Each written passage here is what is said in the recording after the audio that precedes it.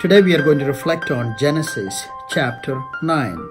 God blesses Noah, bless him with food, but then one thing he's not supposed to do is murder. Do not destroy another human being. God's covenant and the sign of God is seen in the rainbow. And then of course there is a story of Noah being naked and his son seeing it. And so all of that story is in this chapter 9. But for our reflection, I want to go somewhere else. I want to choose one verse that says, I do set my bow in the cloud, and it shall be for a token of a covenant between me and the earth. A token between me and the earth. This covenantal statement is not simply about the rainbow.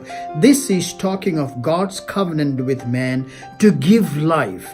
This is God's covenant with humanity to give life, to keep life, and to hold us responsible for the lives that we share.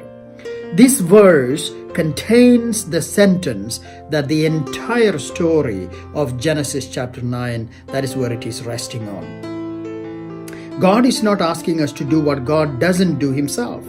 He promises not to take the life again. Never again is the key word in the whole chapter. Never again is what we find. Never again will I destroy. Never again will I take away the past, the present, the future of humanity. Never again I will take life. I will make everyone accountable for the life of the other. That's the key word. I will make anyone who takes the life of the other, I will make you responsible. We live in a divided world. There is no doubt about it. In my opinion, that comes from the misguided idea of freedom to live for self and not always honoring the life of other people. True freedom in the end is about giving, respecting, honoring, and preserving the life of others. When we speak of life, there is only one choice left to humanity, and that is to simply believe in one thing. Whoever sheds the blood of a human, by a human shall that person's blood be shed, for in his own image and God made humankind. God made us in his own image. Therefore, we shall not shed the blood of another.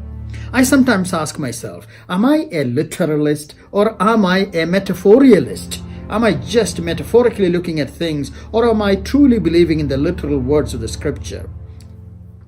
Now, do I have a right to take the life of another person in this world at any time in my life, regardless of the situation or the circumstances? I have to always go back to these words in the New International Version of the Bible, where it says, I will surely demand an accounting. I will demand an accounting from every animal too. I will demand an accounting for the life of another human being. God will demand an accounting for the life of another human being, which we find from the day of creation in the story of Cain and Abel. All through history of the scripture, that's what we find. I'm not afraid of God. I've never been afraid of God and never will be. But hearing that, I can feel that in my bones the seriousness of human life. If there is any sentence where God will hold me responsible and accountable to, it is about the life of another.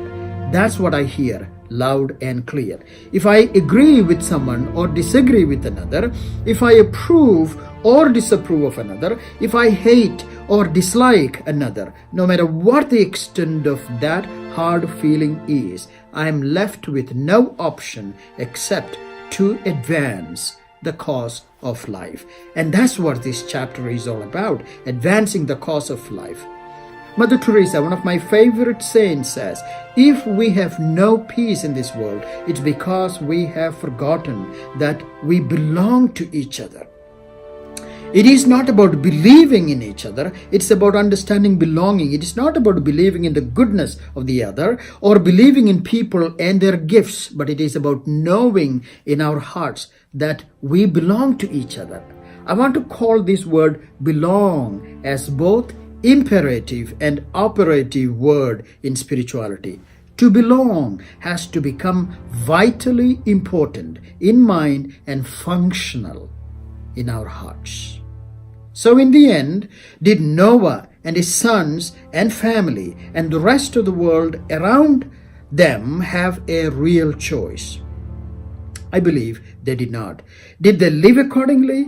I believe they did not. So we all have a potential to be like Noah and his sons, either listen and not to live the life, but we are also told never to forget that God will hold us accountable when it comes to the destruction of life.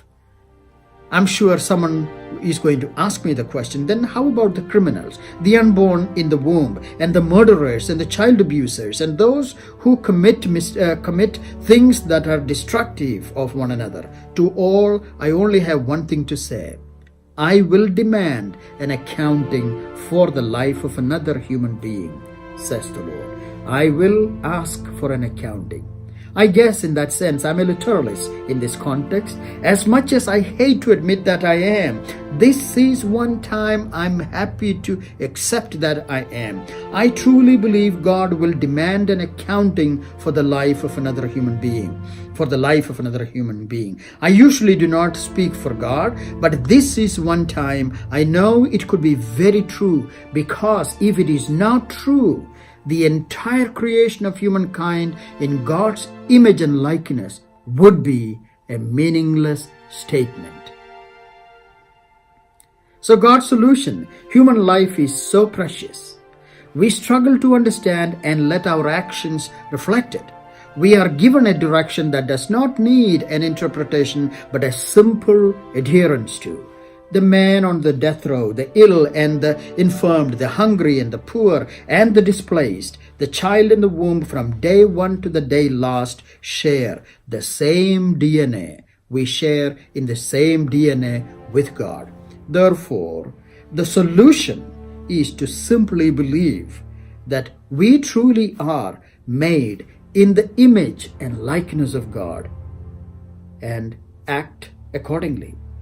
We are made in the image and likeness of God, and God will hold us accountable